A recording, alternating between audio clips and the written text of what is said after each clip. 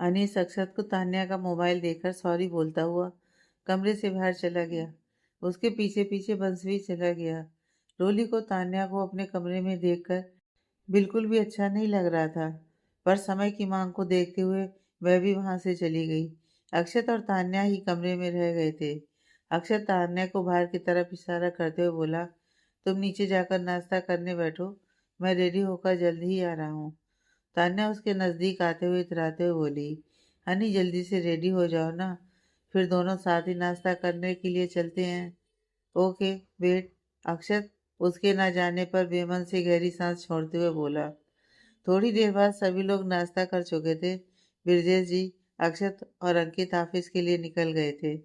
रोली थोड़ी देर के लिए दादी और ममता और बंस के साथ बातें करते हुए हॉल में बैठ गई। तान्या गेस्ट रूम में जा चुकी थी। अनीस अपना मोबाइल लेकर अपने कमरे में चला गया और मोबाइल चालू कर बैठ गया। कुछ ही देर में उसके फ़ोन की स्क्रीन पर वही गेम चलने लगा जो कि तान्या खेल रही थी। लगभग आधे घंटे बाद स्क्रीन पर व्हाट्सएप का एक मैसेज उभरा। इट्स अर्जेंट, तुम्हारा फ़ोन नहीं लग रहा इसलिए मैसेज कर रहा हूँ, पढ़ते ही डिलीट कर देना। आज रात तक कैसे भी यहाँ से निकलो। पुलिस को हमारे खिलाफ कुछ सबूत और हमारे कुछ पुराने टारगेट्स के नंबर लगे हैं। यह मैसेज पढ़ते ही अनीस एकदम से सकते में आ गया, पर स्मार्ट स्टेप उठाते हुए उसने तुरंत ही उसका स्क्रीनशॉट ले लिया। अगला मैसेज फिर उभरा जो कि तान्या ने लिखा था। लेकिन सर, मुझे लगता है मैं अग्रवाल विला में सेफ हूँ। अक्षत अग्रवाल मेरे जाल में पूरी तरह फंसा हुआ है। लग रहा है तुम्हारा मन नहीं है अग्रवाल विला से निकलने का। कहीं ऐसा तो नहीं कि तुम्हें उस अग्रवाल से इश्क हो गया। याद रखना, हमारे धंधे के उसूल के खिलाफ है ये। नो सर, ऐसा बिल्कुल नहीं है। आई नो वेरी वेल, मेरे लिए हूर के लिए वफादारी और उसके लिए काम करना ही मेरा इश्क है। मैं रात तक निकलती हूँ। ठीक है, यहाँ से सीधे एयरपोर्ट पहुँचना। मेरा एक अर्जेंट तुम्हें दुबई जाने की टिकट और नया मोबाइल दे देगा। वो लेते ही ये मोबाइल और सिम डिस्ट्रॉय कर देना। इंडिया में काम करने वाली हमारी 3 और एजेंट भी तुम्हें एयरपोर्ट पर मिल जाएंगी। Okay sir. इसके साथ ही मैसेज स्क्रीन पर आने बंद हो गए। अनीस अपने दिमाग की स्मार्टनेस का प्रयोग करके सभी मैसेज के स्क्रीनशॉट ले चुका था।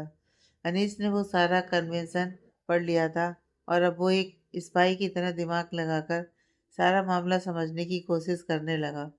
कुछ देर तक कमरे में चहलकदमी करते हुए उसने बार बार मैसेज पढ़े। मैटर तो सीरियस लग रहा है। अक्षत भैया को बताऊं क्या? नहीं नहीं, उन्हें गुस्सा आ गया तो? उनका गुस्सा बहुत खतरनाक है। वो पता नहीं क्या रिएक्ट कर डालें। अंकित भैया से बात कर लेता हूँ। सोचते हुए वो अंकित को फ़ोन लगाता है, पर अंकित मीटिंग में था। उसने फ़ोन साइलेंट पर कर रखा था। अनीस 2-3 बार और ट्राई करता है, पर रिजल्ट वही। भाभी से बात करता हूँ, यही ठीक रहेगा। सोचता हुआ वो नीचे आता है। रोली तब तक किचन में आ चुकी थी और मीरा और महाराज जी के साथ लंच की तैयारी में लगी थी। अनीस किचन में आकर रोली को बुलाता है। भाभी, क्या हुआ अंशु? 1 मिनट आओ ना मेरे साथ। अनीस की हाव भाव देखकर रोली चिंतित होते हुए पूछती है, क्या बात है अंशु, बता ना। यहाँ नहीं, आप मेरे साथ चलो प्लीज। कहते हुए रोली का हाथ पकड़कर हड़बड़ी करते हुए अपने साथ ले जाने लगता है। रोली भी हैरानी के भाव लिए उसके साथ चल देती है। अनीस उसे सीधे उसके कमरे में ही ले जाता है और कमरा अंदर से बंद कर लेता है। फिर अपने मोबाइल के स्क्रीनशॉट उसके सामने खोलकर मोबाइल रोली को पकड़ा देता है। रोली उसकी आंखों में देखकर पूछती है, क्या हुआ? आप पढ़ो तो ये सब। रोली जैसे ही सब पढ़ती है, एकदम से उछल पड़ती है। ओह नो, लेकिन ये सब तेरे पास कैसे आया? वो भाभी, वो मैंने तान्या दीदी की मोबाइल की स्क्रीन अपने मोबाइल पर शेयर कर ली थी। रोली अविश्वास से भरी नज़रों से उसे देखते हुए बोली, क्या मतलब? ऐसा क्यों किया तूने? अनीस मासूम सा चेहरा बनाकर कहता है, सुबह वो और अंश मोबाइल पर गेम खेल रहे थे। मुझे भी देखना था कि वो कौन सा गेम खेलकर एंजॉय कर रहे थे। तो इसके लिए तूने किसी के मोबाइल की स्क्रीन ही अपने मोबाइल पर शेयर कर ली। पता भी है तेरे भैया इस बात के लिए तुझे कितना डांटेंगे। पर भाभी, ये तो अच्छा ही हुआ ना, इस वजह से हमें ये इन्फॉर्मेशन मिली। हाँ, ये तो है। फिर रोली कुछ सोचते हुए बोली, अच्छा तो घर पर अभी किसी को भी इस बारे में मत बताना, मैं अभी तेरे भैया से बात करती हूँ। कहते उसने अक्षत को फ़ोन लगा दिया, पर अक्षत भी मीटिंग में था और उसका फ़ोन भी साइलेंट पर था, तो उसे रिंग नहीं सुनाई दी। उसने फ़ोन नहीं उठाया। दरअसल ब्रजेश जी, अक्षत और अंकित तीनों ही आज फ्रांस की एक कंपनी के ऑफिसर्स के साथ एक बड़े प्रोजेक्ट के सिलसिले में मीटिंग कर रहे थे। तीनों ने ही अपने मोबाइल साइलेंट मोड पर कर रखे थे। चूंकि अंकित और ब्रजेश जी भी तान्या के विषय में जानते थे, इसलिए रोली ने अक्षत के फ़ोन न उठाने पर अंकित को फ़ोन किया। उसने भी नहीं उठाया। तब उसने ब्रजेश जी को फ़ोन लगाया, पर उन्होंने भी नहीं उठाया। कुछ देर तक रोली तीनों को फ़ोन ट्राई करती रही। जब उन लोगों ने नहीं उठाया तो उसने इस मामले में देर न करने की स्थिति सोच स्वयं ही एसीपी परेश सिंह से बात करने का डिसीजन लिया और अनीस को साथ में लेकर पुलिस स्टेशन के लिए निकल गई। एसीपी परेश सिंह अभी पहुंचा ही था। उसने जैसे ही रोली और अनीस को देखा, जल्दी से अपने ऑफिस में ले गया। कहिए मैम, क्या प्रॉब्लम है? रोली ने अनीस का मोबाइल एसीपी को देते हुए कहा। सर, तान्या आज रात को इंडिया से बाहर जा रही है। ये कुछ मैसेज हैं जो उसके मोबाइल पर आए थे और अनीस ने उनके स्क्रीनशॉट ले लिए। एसीपी ने जल्दी से वो मैसेज पढ़े और अनीस, जो बहुत इंटरेस्ट के साथ चारों तरफ नजरें घुमाकर एसीपी का ऑफिस देख रहा था, की तारीफ भरी नजरों से मुस्कुराते हुए देखकर बोला, तो आपका मोबाइल है ये?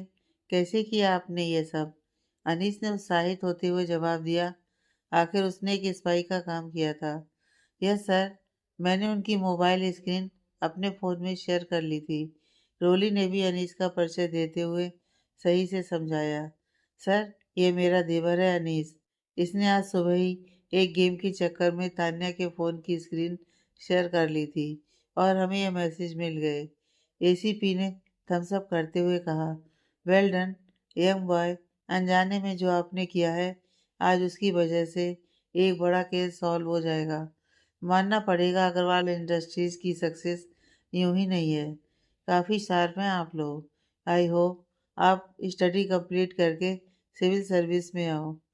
थैंक यू सर, अनीस ने मुस्कुराकर जवाब दिया। एसीपी ने इंस्पेक्टर को बुलाकर अनीस का मोबाइल फ़ोन फौरन ही साइबर क्राइम डिपार्टमेंट में भेज दिया और रोली से बोला, हम कोशिश करेंगे कि आप लोगों को बिना कोई परेशानी दिए तान्या को अरेस्ट कर लें। इस मोबाइल की ज़रूरत है हमें अभी। तब तक आप लोग घर जाइए। हमारी पुलिस की टीम सादा कपड़ों में आपके घर के आसपास ही रहेगी। ध्यान रखिएगा तान्या को इस सब की भनक तक न लगे। रोली और अनीस घर लौट आए और बिल्कुल नॉर्मल बिहेव करने लगे। तान्या ने लंच आज अपने रूम में ही मंगा लिया था। मीरा लंच लेकर गई और उससे बातें करने लगी, तो तान्या ने उसे भगा दिया और रूम अंदर से बंद कर लिया। उसे आज निकलने की तैयारियां जो करनी थीं। दोपहर के बाद जब फ्रांसीसी चले गए, तब ब्रजेश जी, अक्षत और अंकित ने फ्री होकर अपना अपना मोबाइल देखा, तो रोली और अनीस की कई मिस कॉल देखकर चौंक गए। अक्षत ने तुरंत ही रोली को फ़ोन लगाया। रोली तो उसके फ़ोन के इंतज़ार में ही बैठी थी। उसने झट से फ़ोन उठा लिया। हेलो, क्या हुआ रोली? हम तीनों के मोबाइल पर तुम्हारे मिस्ड कॉल हैं। अंकित के मोबाइल पर अनीस के भी मिस कॉल हैं। सब ठीक तो है? हाँ, सब ठीक है। पर फिर रोली अक्षत को सारी बात बता देती है। रोली की बातें सुनकर अक्षत चिंतित होते हुए कहता है, तुम ध्यान रखना, ओके? मैं अभी घर पहुंचता हूँ। नहीं, मेरे विचार से तो आप अभी मत आइए। अभी तो वो अपने कमरे में है। आप आ जाएंगे तो वो जो कर रही है उसे डाइवर्ट हो जाएगी। उसका दिल आप में अटक जाएगा। रोली हल्का सा हंसती हुई फिर आगे कहती है, वैसे आपको अपनी महबूबा से गुड बाय हक करने हो या फेयरवेल किस देनी हो तो आ जाइए। शट अप रोली, तुम इस समय में ऐसा मजाक कैसे कर सकती हो? अक्षर थोड़ा नाराज होता हुआ बोला, मुझे पता नहीं क्यों लग रहा है कि आज कुछ गलत ना हो जाए। मैं अभी परेश सिंह से बात करता हूँ। अक्षत फ़ोन काट कर पहले तो सारी बातें ब्रजेश जी और अंकित को बताता है, फिर एसीपी को फ़ोन करता है। Hello mister Agarwal. Hello mister Singh. मेरी वाइफ और भाई आपके पास आए थे। सो आप क्या स्टेप ले रहे हैं? जो भी करना है प्लीज़ जल्दी कीजिए। मुझे अब उस लड़की को अपने घर में नहीं रखना। सर, मैं और मेरी टीम सारी इंक्वायरी बहुत तेज़ी से कर रही है। आज आपके भाई ने अनजाने में हमारी काफ़ी मदद कर दी है। कुछ वक्त दीजिए, हमारे साइबर क्राइम डिपार्टमेंट को उनके मोबाइल के ज़रिए तान्या के मोबाइल की इंफॉर्मेशन और कुछ इम्पोर्टेंट नंबर मिले हैं। पूरा डिपार्टमेंट उन्हें खंगालने में लगा है। जल्दी ही हम आपके घर पहुंचेंगे उसे अरेस्ट करने के लिए। पुलिस स्टेशन से निकलने से पहले मैं आपको फ़ोन करूंगा। देखिए मिस्टर सिंह, मेरे घर पर किसी तरह का कोई तमाशा नहीं होना चाहिए और मीडिया को इस सब से दूर रखिएगा। डोंट वरी मिस्टर अग्रवाल, हम साइलेंटली ही अपने ऑपरेशन को अंजाम देंगे। ओके, फिर मिलते हैं आपके यहाँ। फ़ोन डिस्कनेक्ट हो गया था। अक्षत ने एसीपी से हुई बात ब्रजेश जी और अंकित को भी बता दी। अंकित ने तुरंत ही घर चलने के लिए बोला, जब तक पुलिस आती है हम सब घर चलते हैं। अक्षत ने कुछ सोचते हुए जवाब दिया, नहीं अंकित, हम तीनों एक साथ अभी ही घर पहुंच गए तो तान्या सावधान हो जाएगी। उसे करने देते हैं अभी जो वो कर रही है। ब्रजेश जी दोनों से बोले, बेटा मैं तो अभी घर के लिए निकलता हूँ, तुम लोग भी जल्दी ही पहुंच जाना। और अक्षत, तुम अपने गुस्सों को काबू में रखना, गुस्से की वजह से कहीं कोई गड़बड़ मत कर बैठना। ब्रजेश जी घर के लिए निकल गए थे। कुछ समय शाम गहराने लगी थी। अक्षत को ऑफिस में समय काटना मुश्किल हो रहा था। वह बेसब्री से एसीपी के फ़ोन का वेट कर रहा था। तभी उसके मोबाइल पर एसीपी का कॉल आ गया। मिस्टर अग्रवाल, सबूतों के साथ हमारी तैयारी पूरी हो चुकी है और हम आपके घर के लिए निकल रहे हैं। अक्षत तो इसी बात का इंतजार ही कर रहा था। ओके, मैं भी जल्दी पहुंचता हूँ। अक्षत और अंकित घर पहुंच चुके थे। सभी लोग हॉल में बैठे पुलिस का इंतजार कर रहे थे। तान्या का रूम अभी भी अंदर से बंद था। उसे बिल्कुल भी आइडिया नहीं था कि क्या होने वाला है। थोड़ी देर में एसीपी भी अपनी टीम को लेकर अग्रवाल विला पहुंच गया। अक्षत ने उसे हैंड शेक करते हुए गेस्ट रूम की तरफ इशारा किया। एसीपी ने जाकर दरवाजे पर नॉक किया। थोड़ा टाइम लगाते हुए तान्या ने जैसे ही दरवाजा खोला, एकदम से उसे सामने देखकर हड़बड़ा गई, पर तुरंत ही खुद को संभालते हुए बोली, अरे परेश, तुम यहाँ? हाँ नित्या डार्लिंग, तुम तो हमसे पीछा छुड़ाकर भाग आई, अपनी मोबाइल की सिम और नाम दोनों बदल कर यहाँ आकर छिप गई।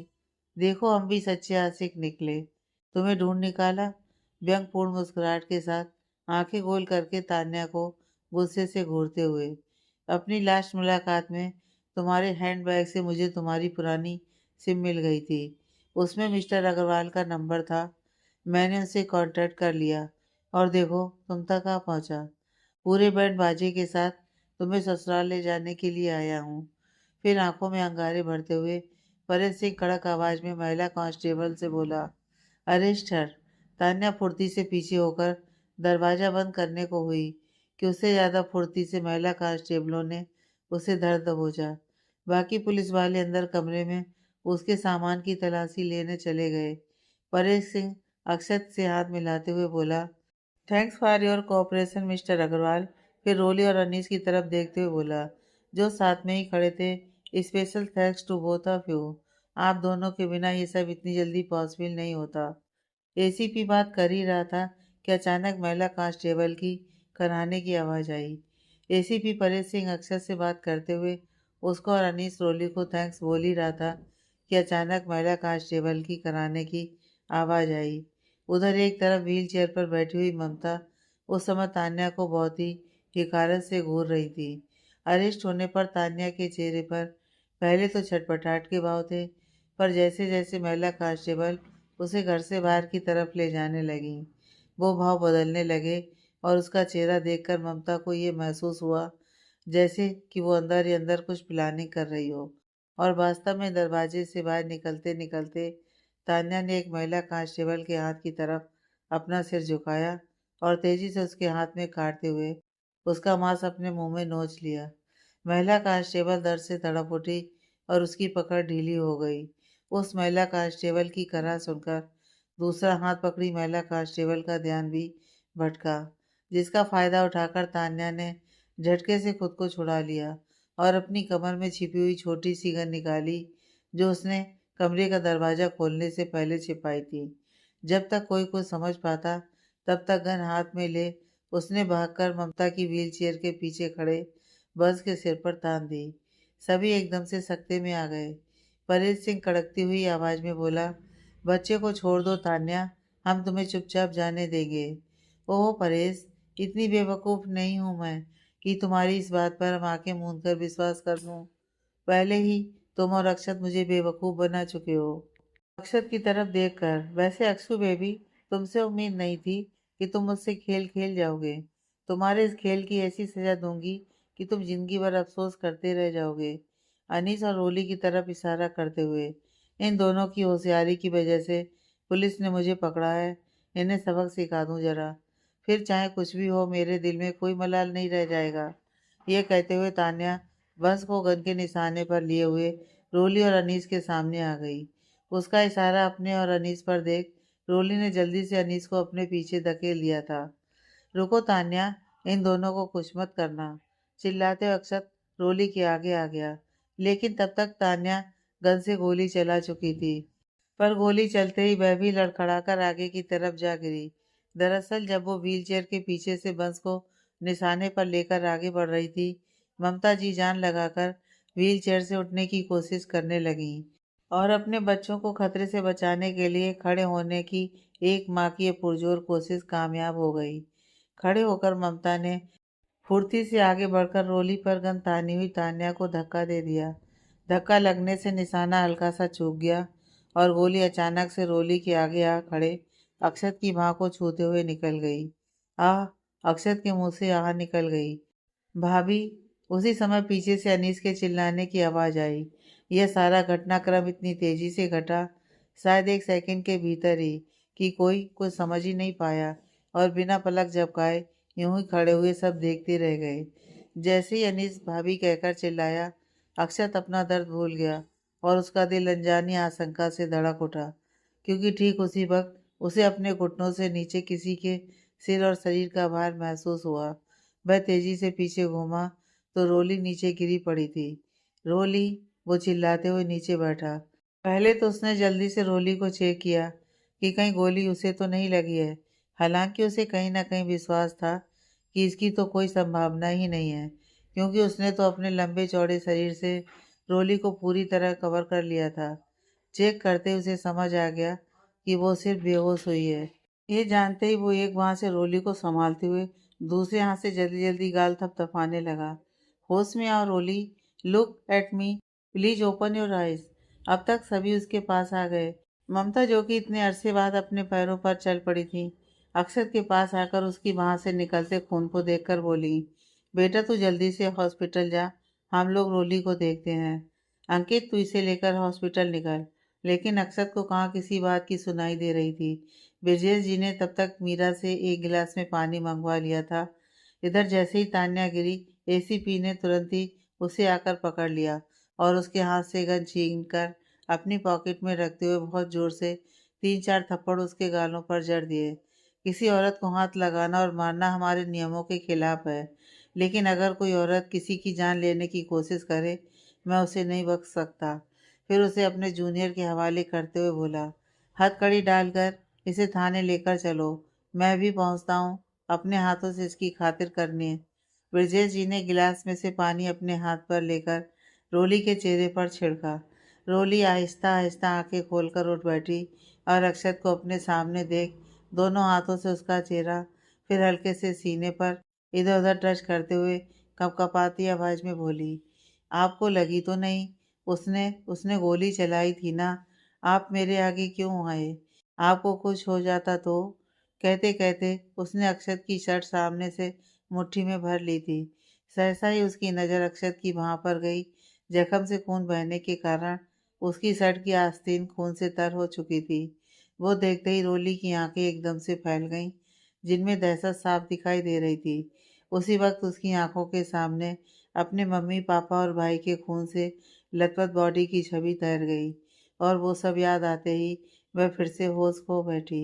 अक्षत ने उसे तुरंत ही अपनी बाहों में संभाल लिया और उसे उठाकर सोफे पर लेटा दिया। ऐसा करने से उसकी बाह पर जोर पड़ा और जख्म से खून और ज़्यादा छलक उठा और उसे इस वक्त अपने जख्म का बिल्कुल भी एहसास नहीं हो रहा था। घुटनों के बल जमीन पर बैठे वो तो बस रोली के गाल थपथपाते हुए उसे उठाने की कोशिश में लगा था। उठ जाओ रोली प्लीज, देखो मुझे कुछ नहीं हुआ है, मैं बिल्कुल ठीक हूँ। रोली ने हल्के से आंखें खोली ही थी कि उसकी नज़र दोबारा अक्षत की बाह पर गई और वो फिर से बेहोश हो गई। ब्रजेश जी ने अक्षत को समझाया, बेटा वो तेरी बाह में खून देखकर बार बार बेहोश हो रही है, जा तू हॉस्पिटल में ड्रेसिंग करवा कर आ। नहीं पापा, मैं रोली को छोड़कर कहीं नहीं जाऊंगा, ड्रेसिंग घर पर भी हो सकती है। ममता इतने में फर्स्ट एड किट ले आई और अक्षत की शर्ट की आस्तीन ऊपर कर जख्म से कॉटन की मदद से खून पोंछने लगी। तब तक अंकित भी अक्षत के लिए साफ शर्ट ले आया। एसीपी परेश सिंह शर्मिंदा सा खड़ा था। उसने माफ़ी मांगते हुए कहा, I am very sorry sir, मैं बहुत शर्मिंदा हूँ, लेकिन आप अभी मेरे साथ हॉस्पिटल चलिए, वहाँ अच्छे से ड्रेसिंग हो जाएगी तो ब्लड बहना बंद जल्दी होगा। मैडम, आपका ब्लड देख देख कर ही होश खो रही हैं, वो बहुत शॉक्ड हैं। प्लीज़ मिस्टर अग्रवाल, डॉक्टर आपको एंटीबायोटिक, पेन किलर इंजेक्शन और मेडिसिन वगैरह देंगे तो जख्म भी जल्दी सही होगा। ओके। रोली का चेहरा देखते हुए अक्षत ने एक गहरी सांस छोड़ते हुए कहा, मम पापा, आप लोग रोली का ध्यान रखना, मैं जल्दी ही आता हूँ। रोली की खातिर अक्षत बेमन से ही सही एसीपी के साथ हॉस्पिटल चला गया। अंकित भी उनके साथ ही निकल गया। ममता रोली के पास बैठकर उसका सिर सहलाने लगी। थोड़ी देर में जैसे ही उसे होश आया, उसने चारों ओर नजर दौड़ाई, पर अक्षत को वहां ना देखकर घबरा गई और कपकपाती आवाज में अपने पास बैठी ममता से बोली, माँ अक्षत जी कहाँ हैं? रोली के सवाल पर ममता उसके गाल पर हाथ रखते हुए बोली, बस अभी आ ही रहा होगा, तू परेशान मत हो बेटा। उन्हें गोली लगी है ना? रोली की आंखों में दर्द उमड़ आया था। ब्रजेश जी उसे तसल्ली देते हुए बोले, उसे गोली लगी होती तो हम यहाँ आराम से थोड़ी बैठे होते, वो तो बस हल्की सी टच होते हुए निकल गई। अक्षत बिल्कुल ठीक है। ब्रजेश जी की बात सुनकर ममता ने भी सिर हिलाते हुए हामी भरी। रोली उन दोनों की तरफ अविश्वास भरी नजरों से देखते हुए बोली, लेकिन मैंने देखा था माँ, उनकी शर्ट की आस्तीन खून से भीगी हुई थी। आप लोग मुझे बहलाने के लिए झूठ कह रहे हैं। अनीस और बंस उसके होश में आते ही उसके पास आकर खड़े हो गए। अनीस उसे विश्वास दिलाने की कोशिश करते हुए बोला, सच में भाभी, बड़े पापा बिल्कुल सच कह रहे हैं। बड़ी मम ने तान्या को धक्का दे दिया था तो उसका निशाना चूक गया। गोली भैया की बांह से हल्का टच होते हुए निकल गई। रोली ने अनीस की बात सुन तो ली थी, पर वो अभी भी इस पर विश्वास नहीं कर पा रही थी। उसकी आंखों के आगे तो अक्षत की खून से भीगी शर्ट की आस्तीन घूम रही थी। वह ब्रजेश जी के सामने आकर खड़ी होकर बोली, पापा मुझे अक्षत जी के पास ले चलिए, मुझे देखना है उन्हें। ब्रजेश जी भी खड़े होकर उसका कंधा थपथपाते हुए बोले, बेटा बस आ ही रहा होगा वो, ले तब तक तू पानी पी ले। ममता ने पानी का गिलास उसके होंठों के सामने करके बोला। रोली ने पानी का गिलास सामने से हटा दिया और तड़पते हुए बोली, नहीं माँ, मुझे पानी नहीं पीना, पहले मुझे अक्षय जी को देखना है। फिर ब्रजेश जी का हाथ पकड़कर दरवाजे की तरफ ले जाने की कोशिश करते हुए बोली, चलिए ना पापा प्लीज। ब्रजेश जी को आगे कुछ कहने की जरूरत नहीं पड़ी। अक्षत और अंकित घर लौट आए थे और हॉल में प्रवेश कर चुके थे। रोली ने जैसे ही अक्षत को अंदर आते देखा, ब्रजेश जी का हाथ छोड़ दीवानी से अक्षत की ओर दौड़ गई और उसके पास पहुंचकर डबडबाई आंखों से उसको देखने लगी। अक्षर ड्रेसिंग होने के बाद साफ शर्ट पहन चुका था। शायद अगर रोली अब भी शर्ट पर खून देख लेती तो फिर से उसका बेहोश होना पक्का था। एक नज़र अक्षत को देख के वह एकाएक उसके सीने से लगकर सिसक उठी। अक्षत ने भी अपनी एक बांह उसकी पीठ पर लपेट दी। ब्रजेश जी, ममता और दादी अक्षत के जख्म की कंडीशन जानना चाह रहे थे, पर रोली की हालत देखकर चुप खड़े रहे। अक्षत ने हाथ से सब ठीक होने का इशारा करके उन्हें दिलासा दिया।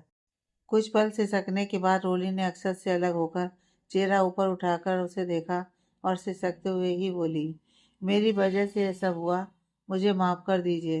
कहते हुए अपने दोनों हाथ जोड़ दिए।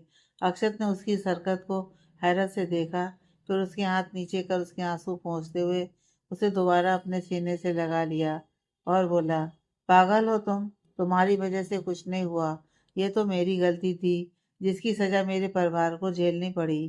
कहते कहते उसकी नज़र अचानक से ममता पर आकर रुकी। अभी तक जो कुछ भी हो रहा था तो उसका ध्यान इस तरफ गया ही नहीं था। ममता को उस अपने पैरों पर खड़े देख वो मुस्कुरा दिया, फिर रोली को खुद से अलग कर उसे घुमाकर ममता की तरफ इशारा करते हुए बोला, अरे तुम रो रही हो? आज तो सेलिब्रेशन बनता है, देखो तो जरा मम को। रोली ने भी जैसे ही ममता की ओर देखा, वो भी आश्चर्य से मुस्कुरा पड़ी। माँ, आप खड़ी हो सकती हैं। ममता ने आकर अक्षत रोली दोनों को गले से लगाकर कहा, सिर्फ खड़ी ही नहीं, चल भी सकती हूँ। सावित्री देवी ने मीरा से कहा, मीरा मिर्ची, नमक और राई लेकर आ, मैं अपने बच्चों की नज़र उतार दूँ। मीरा जल्दी से ले आई। सावित्री देवी ने पहले तो अक्षत और रोली की नज़र उतारी, फिर ब्रजेश जी और ममता की नज़र उतार कर कहा, ब्रजेश, जल्दी से घर में पूजा करवा, ताकि सारी बुरी बलाएं मेरे बच्चों से दूर रहें। अब घर में बस खुशियाँ ही रहनी चाहिए। ठीक है माँ, पंडित जी से बात करता हूँ। सब खुश थे, पर रोली के दिल दिमाग में बहुत सी बातें घूम रही थीं। कुछ देर पहले का मंजर बार बार उसकी आंखों के आगे आ रहा था, और उसके लिए वो दिल ही दिल में खुद को जिम्मेदार समझ रही थी। वो खुशमिजाज स्वभाव की थी, और वो खुशमिजाजी उसके चेहरे पर दिखाई देती थी। पर इस वक्त उसका चेहरा बेरौनक और पीला दिख रहा था, मानो अक्षत का नहीं, उसका खून बहा हो। अक्षत उसके चेहरे से उसके दिल की हालत का अंदाज़ा लगा पा रहा था। रोली को नॉर्मल करने के उद्देश्य से वो बोला, ऐसे ही सेलिब्रेशन होगा क्या?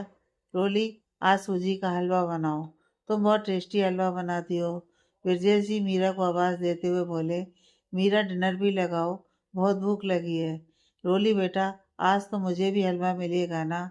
जी पापा, कहते हुए रोली हल्का मुस्कुराते हुए किचन में चली गई, पर उसकी वो मुस्कुराहट बिल्कुल फीकी थी, जो अक्षत ने ऑब्जर्व कर ली थी। थोड़ी देर में खाना लग गया था, और रोली हलवा भी बना लाई थी। वह मीरा के साथ खाना सर्व करवाने लगी थी, मगर ममता ने उसे ज़बरदस्ती अपने साथ खाने के लिए बिठा लिया, और खुद ही उसकी प्लेट लगाकर भी दी। न जाने रोली के दिल में क्या चल रहा था कि वो निवाला तोड़कर मुंह में तो रख रही थी, पर वो गले से नीचे नहीं उतर रहा था। सबकी प्लेट्स खाली होने को आ गई थी, पर उसकी प्लेट ज्यों की त्यों थी।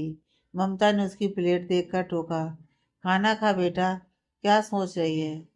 कुछ नहीं माँ, कहते हुए उसने एक निवाला मुंह में डाल लिया, फिर प्लेट में चम्मच ऐसे ही घुमाने लगी। अक्षत खाना खा चुका था, और अब ध्यान से रोली की एक्टिविटी देखने लगा। रोली की नज़र जैसे ही अक्षत पर पड़ी, वो अचानक से उठकर खड़ी हो गई और ममता से बोली, माँ मुझे अभी कुछ ठीक नहीं लग रहा है, मैं थोड़ी देर में खा लूँगी। ठीक है बेटा, तू अपने कमरे में जाकर आराम कर, मैं तेरा खाना थोड़ी देर में मीरा से भिजवा दूँगी। ममता उसकी मानसिक स्थिति को समझ रही थी। रोली अपने कमरे में चली गई तो सावित्री देवी ने अक्षत से कहा, वो बहुत डर गई है अक्षत, जा तू भी जा, संभाल उसे। अक्षत रोली के पीछे पीछे कमरे में चला गया, लेकिन रोली उस वक्त बाथरूम में थी। बाथरूम में जब थोड़ी ज़्यादा देर हो गई तो अक्षत ने दरवाजे पर नॉक किया। Open the door Roli, come outside. लगभग 5 मिनट बाद रोली ने डोर खोला। अक्षत बाहर ही था। रोली आंखें झुकाए झुकाए उससे बचकर एक तरफ जाने लगी। अक्षत ने उसकी बाँह पकड़कर उसे रोक लिया। कहाँ जा रही हो? लुक एट मी।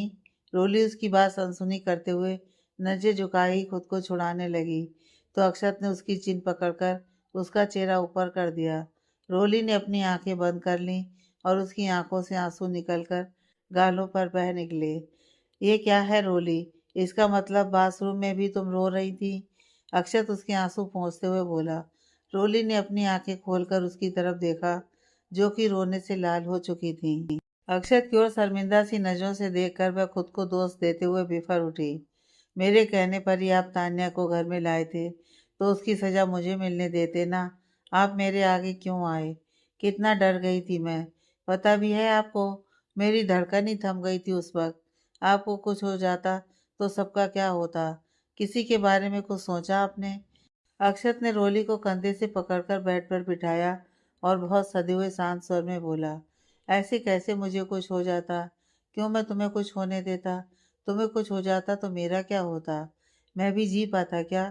तुम खुद को दोष मत दो, गलती मुझसे हुई है। नहीं, गलती नहीं, बल्कि ब्लंडर था वो। मीरा तब तक रोली का खाना ले आई थी। रोली के मना करने के बावजूद अक्षत ने अपने हाथों से उसे जबरदस्ती थोड़ा खिला दिया, और खाना खिलाने के बाद उसके बालों को सहलाते हुए उसे सुला भी दिया। मानसिक रूप से थके होने के कारण वह जल्दी ही सो गई थी। अक्षत भी बेड के दूसरे साइड जाकर लेट गया। पेन किलर के असर की वजह से उसे भी जल्दी ही नींद आ गई। दोनों ही नहीं जानते थे कि यह नींद कितनी देर की है। आई लव यू दीदी, नमन ने आकर रोली के गले में बाहें डालते हुए कहा। तू हट एक तरफ, मैं अपनी प्रिंसी से सबसे ज़्यादा प्यार करता हूँ। हरीश ने नमन की बाहें हटाकर रोली को साइड से हक करते हुए कहा। मम्मा पापा को देखो ना, मुझसे कंपटीशन कर रहे हैं, नमन मुंह बनाते हुए शोभा से बोला। शोभा ने मुस्कुराते हुए हरीश और नमन को देखा और रोली की बाह पकड़कर अपने अंक में खींचते हुए बोली, अरे रहने दो तुम दोनों, मेरी लाडो को पता है उसकी मम्मा के बराबर उसे कोई भी प्यार नहीं करता। अचानक अंधेरा हो गया और अगले ही पल तीनों रोली की नज़रों से दूर हो गए। धीरे धीरे अंधेरा छटा और उनके खून से लथपथ जख्मी शरीर रोली के सामने पड़े थे। रोली ने पलकें झपकाईं और अक्षत उसके सामने आ गया। आई लव यू रोली, कहते उसने रोली को माथे पर किस करते हुए गले से लगा लिया, लेकिन फिर वो भी उससे दूर होने लगा और अचानक उसकी शर्ट पर भी खून दिखाई देने लगा। नहीं नहीं, रोली छटपटा उठी। नमन, मम्मा पापा, अक्षत जी, रोली नींद में छटपटाते हुए चिल्ला पड़ी। आधी रात के समय जब सभी लोग गहरी नींद में जा चुके थे, रोली के चिल्लाने की आवाज़ सुनकर अक्षत एकदम से उठ बैठा। रोली बुरी तरह पसीने में नहाई हुई थी। उसकी सांसें बहुत तेज तेज चल रही थी। अक्षत समझ गया कि उसने कोई बुरा सपना देखा है। उसने जल्दी से लाइट ऑन की और उसके पास आकर उसे अपनी बाहों में भर लिया और उसका सिर सहलाते हुए बोला, रिलैक्स रोली, कुछ नहीं हुआ, डरना मत, ओके, मैं तुम्हारे साथ हूँ। घबराई हुई रोली ने अक्षत से अलग होकर उसके कपड़ों पर नज़र डाली, फिर उसके चेहरे की ओर देखते हुए बोली, वो आपकी शर्ट पर खून। अक्षत ने रोली की आंखों में देखा। बड़ी बड़ी आंखें दहशत से भरी पड़ी थीं। अक्षत ने उसका चेहरा अपने सीने में छुपा लिया और उसके सिर पर थपथपाते हुए बोला, कुछ नहीं हुआ है मुझे, आई एम फाइन। चलो चुपचाप सो जाओ, वरना तबीयत खराब हो जाएगी। अक्षत सुलाने की कोशिश कर रहा था, लेकिन रोली की आंखों के आगे तो उसका बुरा सपना घूम रहा था। फिर भी अक्षत की कोशिशों से उसके आगोश में ही रोली को नींद आ गई। लेकिन ये थोड़ी देर के लिए ही थी। जैसी नींद गहरी हुई, वो बुरा सपना फिर से दस्तक दे बैठा और रोली फिर से उठकर बैठ गई। अक्षत भी उसके साथ उठकर बैठ गया। क्या हुआ रोली? नहीं नहीं, मैं नहीं सोऊंगी। अब वो सपना सच? नहीं, वो सपना फिर आएगा। मैं नहीं सो सकती, आप सो जाइए। अच्छा चलो सोना मत, लेट तो जाओ। ये कहते हुए अक्षत ने पहले तो उसे पानी पिलाया, फिर वो उसे अपनी बाहों में लिए हुए वापस लेट गया और रोली को सुलाने की कोशिश करता रहा। लेकिन रोली की नींद तो उससे रूठ चुकी थी। अक्षत को लेकर एक डर उसके ऊपर हावी हो चुका था। दोनों की वो रात जागते हुए ही बीती। अगले दिन ही ब्रजेश जी ने पंडित जी से बात करके पूजा रखवा ली थी। शेखर, विकास और शर्मा जी के परिवारों को पूजा और लंच के लिए बुला लिया था। रोली तैयार होकर जब कमरे से चली गई, उसके बाद ही अक्षर सावर लेने गया। वह अपनी माँ के जख्म को किसी भी सूरत में रोली की नज़रों के सामने नहीं लाना चाहता था। पूजा के लिए तैयार होकर जब वह नीचे पहुंचा, तब तक पंडित जी आ गए थे। ब्रजेश जी, ममता और अक्षत रोली को बिठाकर उन्होंने ग्रह शांति सत्यनारायण की कथा और हवन के साथ पूजा संपन्न करवाई। पूजा के दौरान भी शोक और खुशमिजाज रोली निस्तेज और उदास चेहरा लिए बैठी रही। सभी गेस्ट आ चुके थे। उनको भी कल की घटना के बारे में पता चल गया था, जिसे जानते हुए वो लोग सब कुछ ठीक होने के लिए और ममता के पैर सही होने के लिए बधाई देकर हंसी मजाक कर रहे थे। पर होली सबके बीच होकर भी न जाने कहाँ खोई हुई थी। शेखर और रितिका की खट्टी मीठी नोक-झोंक पर जबरदस्ती करके मुस्कुराई भी, तो उस मुस्कान में एक फीकापन शुमार था। हमेशा हंसी मजाक में आगे रहने वाली लड़की के होठों को एक चुप्पी ने घेर लिया था। सभी लंच करके निकल गए थे। अक्षत भी ऑफिस के लिए निकलने लगा। तब वो चुप्पी टूटी। आप मत जाइए ना कहीं मुझे अकेले छोड़कर। अक्षत उसके गाल पर हाथ रखते हुए बोला, एक बहुत ही ज़रूरी मीटिंग है, कल भी नहीं हो पाई थी। बस वो मीटिंग अटेंड करके जल्दी से आता हूँ। तुम तब तक थोड़ा सा सो लो, कल पूरी रात नहीं सो पाई हो। नहीं, मैं नहीं सो सकती। वो सपना फिर से आ जाएगा। आप मुझसे दूर मत जाओ प्लीज़। रोली ने पनीली आंखों से गर्दन नामे हिलाते हुए अक्षत की ओर देखकर विनती भरे स्वर में कहा। रोली को ऐसे देख अक्षत का दिल भी बेचैन हो उठा, पर काम भी नहीं अवॉइड किया जा सकता था। ठीक है, तब तक मैं आता हूँ, तुम मॉम के पास सो जाओ। कहते हुए अक्षत उसे ममता के कमरे में छोड़कर ऑफिस के लिए निकल गया। ममता ने रोली का सिर अपनी गोद में रख लिया और थपकियां देने लगी। उसकी ममतामयी स्पर्श से रात भर की जागी रोली नींद के आगोश में चली गई। लगभग 2 घंटे बाद अक्षत की मीटिंग खत्म हुई। वो रोली की खातिर और किसी काम में न लगकर जल्दी ही घर के लिए वापस निकल पड़ा। इधर रोली की नींद जैसे ही थोड़ी गहरी हुई, वैसे ही रात वाला बुरा सपना फिर से उसकी आंखों में आ गया। वो सपना देखते ही वह बुरी तरह से विचलित हो उठी और चिल्लाते हुए उठ बैठी। अक्षत जी! ममता को सामने देखकर वह बेचैन होकर उसके हाथ पकड़कर बोली, माँ अक्षत जी कहाँ हैं? मैंने उनको बोला था वो मुझसे दूर ना जाएं। देखिए वो नहीं माने। मुझे उन्हें अभी देखना है। उन्हें कुछ हुआ तो नहीं? ममता उसे समझाते हुए बोली, रोली बच्चा वो ठीक है, ऑफिस गया है, कुछ देर में आ जाएगा। माँ मैं तब तक नहीं रुक सकती, मैं भी उनके पास ऑफिस जा रही हूँ, कहकर वह कमरे से बाहर आ गई। लॉबी में लगे की होल्डर से अपनी कार की चाबी उठाई और घर से बाहर निकल ली। रोली रुक तो बेटा, ममता आवाज़ देती रह गई। उसका क्या ही बस चलने वाला था। उसने जल्दी से अक्षत को फ़ोन लगाया। कहाँ है बेटा तू? रोली ने कोई बुरा सपना देखा था और वो जाग गई और अब तेरे पास ऑफिस आ रही है। मम रोकिए उसे, उसकी हालत इस वक्त ऐसी नहीं है कि गाड़ी ड्राइव कर सके। मैं ऑफिस से निकल चुका हूँ, रास्ते में हूँ। अक्षत ने तुरंत ही ममता का फ़ोन काटकर गार्ड को फ़ोन लगा दिया। हेलो दामोदर, रोली मैडम को गाड़ी गेट के बाहर मत ले जाने देना, मैं बस पहुँच ही रहा हूँ। ओके। अक्षत ने अपनी कार की स्पीड बढ़ा दी। रोली अपनी कार लेकर अग्रवाल विला के गेट तक आई। दामोदर ने गेट लॉक कर लिया था। गेट खोलिए भैया। मैडम, सर ने मना किया है। नहीं, तुम खोलो जल्दी। अब तक ममता ने अनीस और बंस को रोली के पीछे बाहर दौड़ा दिया था। भाभी रुकिए, आप कहीं मत जाइए, भैया अगर आ रहे हैं। इतने में अक्षत की गाड़ी आकर रुकी। इस समय अक्षत को रोली की जिद पर गुस्सा आने लगा था। उसने जल्दी से अंदर आकर रोली को उसकी कार से बाहर निकाला और थोड़ा डांट कर बोला, कहाँ जा रही थी तुम? आपके पास। अक्षत को सही सलामत अपने सामने देखकर रोली की आंखों को जैसे ठंडक सी पड़ी। उसने अपना सिर अक्षत के सीने पर टिका दिया। अक्षत उसे और डांटने वाला था, पर उसकी हालत देख चुप लगा गया और उसको कंधों से थाम कर अंदर घर में ले आया। अक्षत रोली को सीधे अपने बेडरूम में ही ले गया। अनीस और बंस भी रोली के पास ही आ गए और अपनी बातों से उसका दिल बहलाने की कोशिश करते रहे, लेकिन रोली तो अनमनी सी बस उन्हें सुन रही थी। डिनर में भी उसने सिर्फ नाम के लिए खाया। उसका मूड सही करने के लिए अंकित ने उसको आइसक्रीम पार्लर चलकर आइसक्रीम खिलाने का ऑफर रखा। चलिए भाभी, आपकी फेवरेट आइसक्रीम खिलाकर लाता हूँ। नहीं अंकित, मेरी बिल्कुल इच्छा नहीं है, तुम लोग जाकर खाओ। ममता उसे समझाकर बोली, बेटा जो कुछ हुआ उसे भूल जा, वो एक बुरा सपना था, भगवान के आशीर्वाद से अब सब अच्छा होगा। मुझे तो बस मेरी पहली वाली रोली चाहिए। बिरजेश जी अक्षत को एक सुझाव देते हुए बोले, अक्षत तुम दोनों घूमने के लिए यूरोप का ट्रिप प्लान कर लो। जब से तुम्हारी शादी हुई है, हमारी बच्ची गृहस्थी में उलझ कर रह गई है। अब ममता ठीक हो गई हैं, तो तुम दोनों कुछ दिनों के लिए एंजॉय कर आओ। अक्षत उनके सुझाव पर हामी भरते हुए बोला, ठीक है पापा, विकास और शेखर की शादी भी हो जाए, फिर प्लान कर लेते हैं।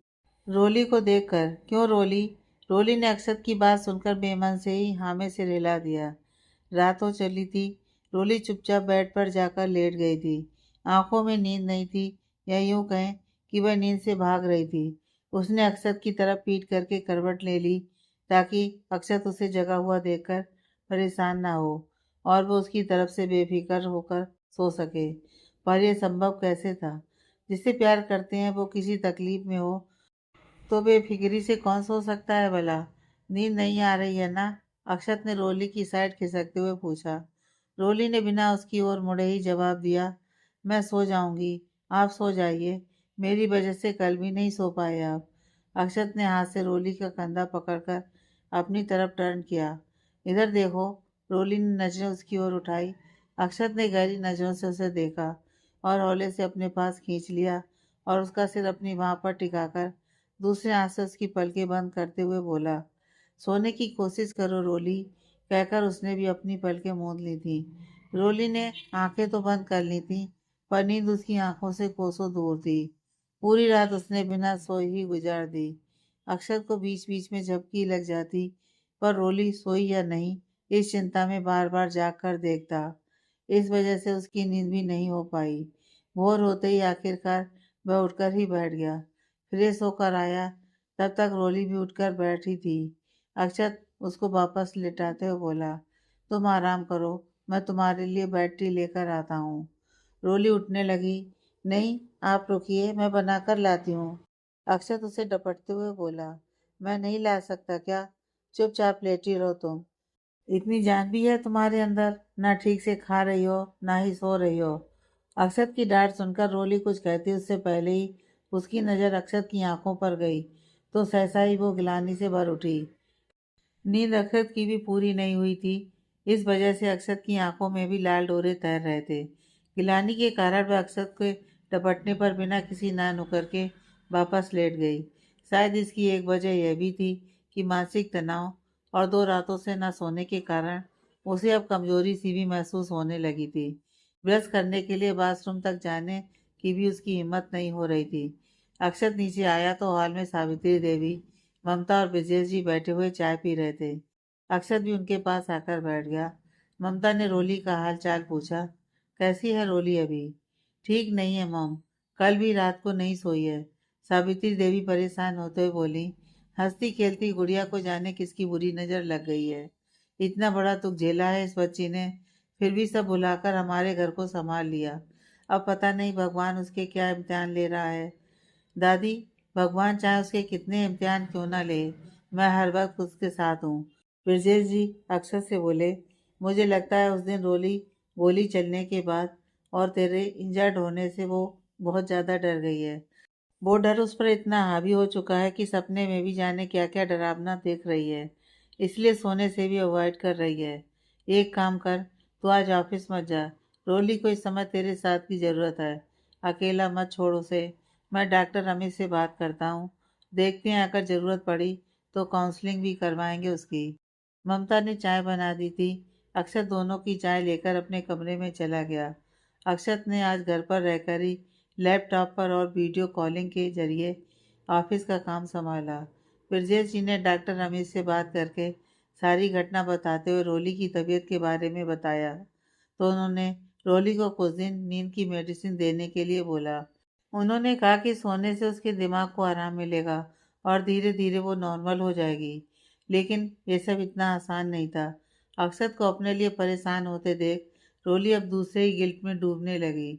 साथ ही अपने सपने को भी इस सब से कनेक्ट करने लगी, जिस एक्सीडेंट के बारे में वो भूलकर अपनी नई जिंदगी में कदम बढ़ा चुकी थी। अचानक वो कदम पीछे की तरफ मुड़ चले थे। मैं इनकी परेशानी का कारण बनती जा रही हूँ। शायद भगवान ने मेरी किस्मत में मेरे कारण मेरे अपनों को परेशानी लिखी है। शायद जो भी मुझसे प्यार करेगा उसे वो मुझसे दूर कर देंगे। मेरी बदकिस्मती की वजह से मेरे मम्मी पापा और नमन मुझे छोड़कर चले गए। मैंने उनके साथ ना जाने की जिद क्यों पकड़ी थी। अगर उस दिन उनके साथ शादी में मैं भी चली गई होती तो शायद सब मेरे साथ होते। अगर मैं उनके साथ जाती तो मम्मी पापा लौटने की जल्दी ना करते। मेरी वजह से ही वो सुबह कोहरे में निकल आए और एक्सीडेंट हो गया। मैं जिम्मेदार हूँ उस सब की। मेरी बदकिस्मती की छाया अक्षय जी के ऊपर भी पड़ने लगी है। मैंने ही तो पुलिस की हेल्प के लिए इन्हें कहा था, जिससे तान्या को घर ले आए और उसने इन पर गोली चला दी। नहीं नहीं, मैं प्यार करती हूँ इनसे। कहीं मेरी बदकिस्मती की वजह से उनको तकलीफ ना झेलनी पड़े। मेरे कारण इनको कुछ नहीं नहीं, क्या मैं इनसे दूर हो जाऊं? हे भगवान, क्या करूं? विचारों की आंधी रोली के दिमाग में चल निकली थी और उसके चलते वो डिप्रेशन में जाने लगी। रात को अक्षत ने उसे नींद की मेडिसिन देकर सुला दिया था। रात भर सोने के कारण अगली सुबह शारीरिक रूप से तो वो ठीक लग रही थी, पर दिमाग अभी तक उन्हीं विचारों में उलझा पड़ा था। फिर भी नहा धोकर वो नीचे आकर अपने नॉर्मल रूटीन में लौटने की कोशिश करने लगी। ऊपरी तौर पर उसे देखकर सभी को यही आभास हो रहा था कि वो नॉर्मल हो रही है, पर सच्चाई यह थी कि अंदर से एक डिप्रेशन ने उसे घेर रखा था। शेखर और रितिका की शादी की तारीख 15 दिन बाद की निकली थी। उसके एक हफ्ते बाद विकास और चारू की शादी थी, जो कि पहले से डिसाइड थी। जनार्दन जी ने शेखर की शादी गायत्री विधि के साथ ऋषिकेश में अपने आश्रम में करना तय किया था। रोशन जी और अनुपमा ने शादी के बाद एक रिसेप्शन दिल्ली में रखा था। शेखर और रितिका के घरों में जोर शोर से शादी की तैयारियां शुरू हो चुकी थीं। अग्रवाल विला में भी सब कुछ ठीक होता हुआ प्रतीत हो रहा था, लेकिन जो नज़दीकियां अक्षत और ओली के बीच में बीते दिनों में बढ़ी थीं, उन पर एक ग्रहण लगने लगा था। एक तरफ अक्षत तो रोली के ऊपर अपना भरपूर प्यार लुटाने के अंदाज में था, ताकि वो हर तकलीफ को भूलकर उसके साथ अपने रिश्ते को आगे बढ़ाए। वहीं दूसरी ओर रोली खुद को अक्षत से दूर रखने की यथासंभव कोशिश करने लगी थी। दोनों को एक दूसरे से बेनता प्यार हो चुका था। उस प्यार की खातिर एक दूरियां मिटाना चाह रहा था, उसी प्यार की खातिर दूसरा दूरियां बढ़ा रहा था। अक्षत को खुद से दूर रखने के लिए रोली उसके प्रति अपने व्यवहार में बेरुखी दिखाने लगी थी। वह उससे बात करना अवॉइड करने लगी। अगर वो कुछ पूछता तो नपा-तुला जवाब देती। जब तक अक्सर घर में रहता, वह इसी कोशिश में रहती कि उसे उस समय अपने कमरे में नहीं जाना पड़े। रात को भी वह डिनर के बाद जब अपने कमरे में जाती, स्लीपिंग पिल के प्रभाव की वजह से बेड पर लेटते ही सो जाती। शुरू में तो अक्षत को यही लगा कि वो मेंटली डिस्टर्ब है, इसलिए ऐसा कर रही है। पर कुछ दिन बीतने के साथ उसे समझ में आ गया, वह जानबूझकर ही उससे दूरी बना रही है। उसने सोच लिया था वह रोली से इस बारे में बात करके रहेगा। रोली से बात करने के लिए अक्षत उस दिन ऑफिस से जल्दी ही घर के लिए निकल पड़ा। घर पहुंचकर सीधे अपने कमरे में चला गया। उस समय रोली कमरे में ही थी और बेड पर बैठी हुई कोई बुक पढ़ रही थी। अक्षत को इतनी जल्दी घर पर देखकर उसे एकदम से चिंता हुई। रोली मन में, क्या हुआ इनको, इतनी जल्दी तो कभी नहीं आते। यह बात मैं मन में ही सोच कर रह गई और उससे कुछ पूछे बिना जल्दी से बेड से उठकर कमरे से बाहर जाने लगी, और ऊपर से दिखावा भी इस तरह किया कि जैसे उसे इस बात से कोई मतलब नहीं कि वो घर जल्दी क्यों आ गया। जाते जाते बेरुखी से बोली, मैं मीरा को भेज देती हूँ, चाय या कॉफ़ी जो भी आपको पीना हो बता दीजिएगा, वो बना लाएगी। इससे पहले कि वह बाहर निकलती, अक्षत ने फुर्ती से लपक कर उसका हाथ पकड़ लिया और अपनी ओर खींचते हुए प्यार से उसकी आंखों में देखकर बोला, मुझे मीरा नहीं, अपनी वाइफी के हाथ की कॉफ़ी पीनी है, मिसेज अग्रवाल। रोली ने बेगानेपन का भाव चेहरे पर लाते हुए अक्षत को देखा और उसी भाव से उसकी बात का जवाब दिए बिना बोली, मेरा हाथ छोड़िए, दुख रहा है मुझे। अक्षत ने उसका हाथ छोड़ने की बजाय और कसकर पकड़ लिया और गहरी नज़रों से रोली के एक्सप्रेशन पढ़ने की कोशिश करते हुए बोला, क्या हुआ है रोली, क्यों ऐसे बिहेव कर रही हो? अब तो सब कुछ ठीक हो गया है, फिर ये बेगानापन क्यों? रोली मन में, कैसे बताऊं आपको, मैं नहीं चाहती कि मेरी बदकिस्मती की छाया आप पर पड़े। जानती हूँ आप मुझे प्यार करते हो और इस बात को हरगिज भी नहीं मानोगे, ना ही आसानी से मुझे खुद से दूर जाने दोगे। मैं नहीं चाहती कि इस प्यार की वजह से आपको कुछ हो जाए, इसलिए इस प्यार को नफरत में बदलना है मुझे। रोली को खामोश देख अक्षत ने फिर कहा, कुछ तो बोलो रोली, मैं पति हूँ तुम्हारा, तुम्हारी जो भी तकलीफ है शेयर करो मुझसे। इस तरह चुप रहकर मुझे मत सताओ यार। कहते हुए अक्षत ने दूसरा हाथ रोली की कमर में डालकर अपने और नजदीक कर लिया। रोली अपना चेहरा नीचे झुकाकर कसमसाते हुए खुद को छुड़ाने की कोशिश करने लगी। उसको खुद को छुड़ाने के लिए इस तरह जूझते देख अक्षत तिरछा मुस्कुराया। ये मेरी रोली नहीं है जिससे मैंने शादी की थी। मेरी रोली तो शैतान जंगली बिल्ली की तरह अपने नाखून चुबाकर खुद को छुड़ा लेती। अक्षत ने जानकर रोली को छेड़ा था ताकि वह फिर से उस तरह की शैतानियां करे और वापस अपने पुराने मोड में आ जाए। लेकिन अक्षत की उम्मीदों से अलग रोली ऐसी बात बोल गई कि अक्षत शौक रह गया। सही कहा आपने, मैं आपकी पहले वाली रोली नहीं रही, तो ख़त्म कर दीजिए ना ये शादी। रोली पर अक्षत की पकड़ एकदम से ढीली पड़ गई। पर अगले ही पल उसकी आंखें गुस्से से दहक उठी। फिर से उसकी बाहों को उसने कसकर पकड़ लिया और तमतमाकर रोली पर बरस पड़ा। क्या बकवास कर रही हो तुम? जानती भी हो क्या कह रही हो? दिमाग खराब हो गया है तुम्हारा? होश में हो तुम जो कुछ भी उल्टा सीधा बोल रही हो? रोली ने अपना चेहरा अक्षत से फेरते हुए कहा। मैं पूरे होशो आवाज में कह रही हूँ और सही कह रही हूँ। मुझे अब आपके साथ नहीं रहना। अक्षत गुस्से में शब्दों को चबाते हुए बोला। चेहरा क्यों फेर रही हो मुझसे? आंखें मिलाकर बात करो। अभी 4-6 दिन पहले तुम मुझे एक पल के लिए भी अपनी नजरों से दूर नहीं होने दे रही थी, और अब अचानक? रोली ने अक्षत की आंखों में देखा और दृढ़ता से बोली। बस अब मुझे आपके साथ नहीं रहना। आपसे दूर जाना है मुझे। मेरी माँ छोड़िए, मुझे दर्द हो रहा है। ओह, दर्द का एहसास है तुम्हें? जो दर्द तुम्हारी बातें सुनकर मेरे दिल में हो रहा है, उसका क्या? कहते हुए अक्षत ने रोली की बाहें छोड़ दी और मध्यम होती तड़प भरी आवाज से बोला। तुम तो मुझसे प्यार करती हो। तुमने खुद ही इजहार किया था, तो अब ऐसे कैसे मुझसे दूर जाने की बात कह रही हो? वो शायद कुछ समय के लिए भावनाओं में बह गई थी मैं। अक्षत की बात पूरी हुए बिना रोली ने जवाब दिया। अब वह इससे ज्यादा अक्षत के आगे नहीं ठहरना चाहती थी। वो तेजी से दरवाजे की तरफ बढ़ गई। क्या हुआ है इसे? कहाँ तो ये मुझे अपनी नज़रों से दूर नहीं होने दे रही थी, और अब खुद ही मुझसे दूर होना चाहती है। मैंने ऐसा भी क्या कर दिया जो वो ऐसा स्टेप उठाना चाह रही है? Why Roli, why do you want to do that? Akshat दोनों हाथों से अपने बालों को पकड़ते हुए वहीं बेड पर बैठ गया। मुझे माफ़ कर दीजिए अक्षत जी। जानती हूँ कि मैं आपके बिना नहीं जी पाऊंगी, पर आपकी सलामती के लिए मुझे यह कदम उठाना ही होगा। इससे पहले कि मैं आपके आगे कमज़ोर पड़ जाऊं, माँ से बात करती हूँ। सोचते हुए रोली सीढ़ियाँ उतर रही थी कि ममता किचन में जाती दिखाई दी। रोली जल्दी से उसके पास आई और बोली। माँ, मुझे आपसे बात करनी है। बोल बेटा, ममता फ्रिज में से सब्जियां निकालते हुए बोली। यहाँ नहीं माँ, आप मेरे साथ आइए। रोली ने सब्जियां उसके हाथ से लेकर किचन स्लैब पर रखी और उसके हाथ पकड़ते हुए उसे हॉल में लाकर सोफे पर बिठा दिया और उसके पैरों में बैठ गई। क्या बात है रोली? जल्दी बोल। ममता सवालिया निगाहों से उसे देखते हुए बोली। माँ, मुझे घर, आई मीन मित्तल हाउस जाना है। हाँ तो चली जाना, अक्षत ले जाएगा तुझे। आप समझी नहीं माँ, मैं अब यहाँ नहीं रहना चाहती। मुझे अक्षत जी के साथ नहीं रहना। रोली की बात सुनकर ममता पर जैसे बिजली सी गिरी। क्या बोल रही है तू? कोई झगड़ा हुआ है तुम दोनों में? नहीं माँ, कोई झगड़ा नहीं। फिर क्या बात हुई? कुछ नहीं माँ, मैं अक्षत जी और इस परिवार की भलाई के लिए यहाँ से जाना चाहती हूँ।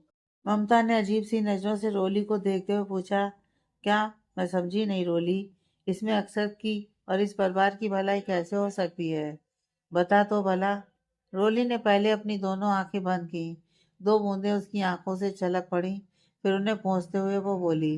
बहुत बुरी किस्मत है मेरी माँ।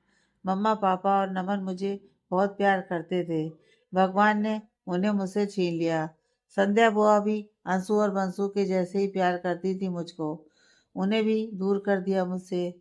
और देखिए ना, अक्षर जी भी मुझे प्यार करने लगे हैं, और मेरे कारण मुझे बचाते हुए वो जख्मी हो गए। अभी तो शुरुआत ही है हमारे रिश्ते की, और मेरी बदकिस्मती उन्हें जख्म दे गई। मेरी वजह से आगे कुछ बुरा हो, उससे पहले ही मैं उनसे दूर हो जाऊंगी माँ। अब और बुरा सहने की मुझ में हिम्मत नहीं है। ममता ने एक हल्की सी चपत रोली के सिर पर लगाते हुए कहा। पागल है क्या तू? ऐसे किस तरह का वहम अपने मन में पाल लिया है तूने? बदकिस्मती, बुरी किस्मत, क्या फालतू की बातें लगा रखी हैं तूने? माँ, आप वहम कह लीजिए या मेरे दिल का डर, मैं इस डर के साथ नहीं जी सकती। प्लीज माँ, आप अक्षर जी के लिए अच्छी सी लड़की देखकर दूसरी शादी कर दीजिएगा। मुझे यहाँ से जाने दीजिए ना। अक्षत, जो अब तक नीचे आ गया था और पीछे खड़ा रोली की बातें सुन रहा था, दूसरी शादी की बात सुनकर बेहद गुस्से में आ गया। ममता रोली को कुछ समझाती उससे पहले ही उसने हाथ पकड़कर रोली को झटके से खड़ा किया और गुस्से में फट पड़ा। तुम्हें मुझे छोड़कर जाना है ना? तो चलो, अभी और इसी वक्त तुम्हें मित्तल हाउस छोड़कर आता हूँ। अक्षर, सुन तो बेटा, मैं उसे समझा रही हूँ ना। ममता ने उसे रोकते हुए कहा। नहीं मम, मत समझाइए इसे। ये क्या ही समझेगी जब इसने अपनी समझ से सब अकेले ही सब डिसाइड कर लिया है। ये कहते हुए रोली का हाथ पकड़कर खींचते हुए ऊपर अपने बेडरूम में ले गया। झटकते उसका हाथ छोड़ ड्रेसिंग रूम के कबर्ड में रखा ट्रॉली बैग निकालकर बेड पर पटका और अलमारी में से रोली के सारे कपड़े निकालकर उसमें लगभग ठूंस ही दिए। मेकअप का सामान रख ही रहा था कि उसकी नज़र वहां रखी स्लीपिंग पिल्स के पैकेट पर गई। उसे हाथ में लेकर हिलाते हुए, मुझसे दूर जाकर तुम्हें तो शायद इनकी ज़रूरत नहीं पड़ेगी, बट अब मुझे पड़ेगी, ये मैं रख लेता हूँ। हिलाने से अचानक ही वो पैकेट खुल गया और टेबलेट की स्ट्रिप उसमें से बाहर आ गई। उस पर नज़र पड़ते ही वो चौंका और अगले ही पल वो रोली पर जोर से चिल्ला पड़ा। व्हाट इज़ दिस रोली? इसमें टेबलेट कहाँ है? 15 दिन की डोज थी इसमें, अभी एक वीक भी नहीं हुआ। डबल डोज ली है तुमने। बोलो, कैसी पढ़ी लिखी लड़की हो तुम? साइड इफेक्ट का बिल्कुल नहीं सोचा तुमने? अक्षत के चिल्लाने पर रोली एकदम से कांप गई। उसने वास्तव में नींद न आने के कारण एक रात में दो दो नींद की टेबलेट ली थी। अब अक्षत के गुस्से के डर से उसने तुरंत ही नजरें झुका लीं। अक्षत ने अपनी आवाज़ थोड़ी हल्की करते हुए आगे कहा, यहाँ घर पर सबके बीच में मेरे साथ में रहते हुए तो तुम्हें नींद नहीं आ रही थी। डबल डोज ले रही हो, वो भी डॉक्टर के प्रिस्क्रिप्शन के बिना। टेल मी, कैसे रहोगी अकेली? मरने का सोच रखा है क्या? अक्षत की आवाज़ जरूर हल्की हुई थी, पर गुस्सा उसमें बेशुमार था। मेरे साथ रहने में मेरे प्यार से ही दिक्कत है ना तुम्हें? तो मैं ही चला जाऊंगा। तुम रहो यहाँ जब तक बिना मेडिसिन के नॉर्मल नहीं हो जाती। एंड आई प्रॉमिस, अब प्यार तो दूर की बात है, तुम्हारी तरफ देखूंगा भी नहीं और ना ही तुमसे बात करूंगा। आगे की कहानी नेक्स्ट पार्ट में।